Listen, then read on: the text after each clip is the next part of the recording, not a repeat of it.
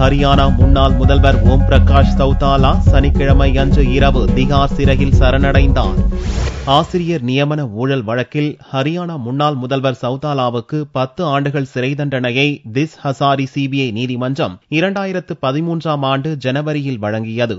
டெல்லி திகார் சிறையில் அடைக்கப்பட்ட 4 மாதங்களில் சௌதாலா டெல்லி உயர்நீதிமன்றத்தில் உடல் உபாதைகளை காரணம் காட்டி ஜாமீன் பெற்றார். கூர்கானில் உள்ள மேதாந்தா மருத்துவமனையில் தீவிர சிகிச்சை பிரிவில் அனுமதிக்கப்பட்டிருந்த சௌதாலா கடந்த வாரம் திடீரென மருத்துவமனையில் இருந்து வெளியேறி ஹரியானா சட்டசபை தேர்தல் பிரச்சாரத்தில் ஈடுபட்டார். தனது இந்திய தேசிய லோக்தள் கட்சியின் வேட்பாளர்களுக்காக தீவிர ஓட்டு சேகரிப்பில் ஈடுபட்டதை தொடர்ந்து அவரது ஜாமீனை ரத்து செய்ய கோரி கடந்த வியாழனன்று டெல்லி உயர்நீதிமன்றத்தில் சிபிஐ மனு செய்தது.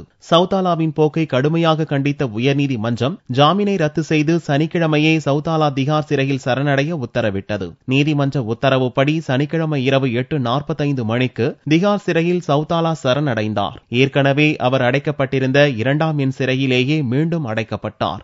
சிறை செல்வதற்கு முன் நிருபர்களுக்கு பேட்டியளித்த சௌதாலா காங்கிரஸை போலவே மோடி அரசும் சிபிஐயை அரசியல் லாபத்துக்காக பயன்படுத்துவதாக குற்றம் சாட்டினார். மோடி அரசின் நெருக்கடி காரணமாகவே தான் ஜாமீன் நிபந்தனைகளை மீறியதாக சிபிஐ டெல்லி உயர்நீதிமன்றத்தில் புகார் செய்ததாக கூறிய சௌதாலா அக்டோபர் 15ஆம் தேதி நடக்கும் ஹரியானா சட்டசபை தேர்தலில் பாரதிய ஜனதா மண்ணை கவ்வும் என்றார். இதனிடையே சிறை நேரம் இரவு 7 மணியோடு முடிந்த நிலையில் சிறை விதியை மீறி 1.25 மணி நேரம் காலதாமதமாக சௌதாலா வந்ததாகவும் கூறிய சிறை அதிகாரி இது குறித்து நீதிமன்றத்தில் புகார் செய்யப்படும் என்று தெரிவித்துள்ளார்.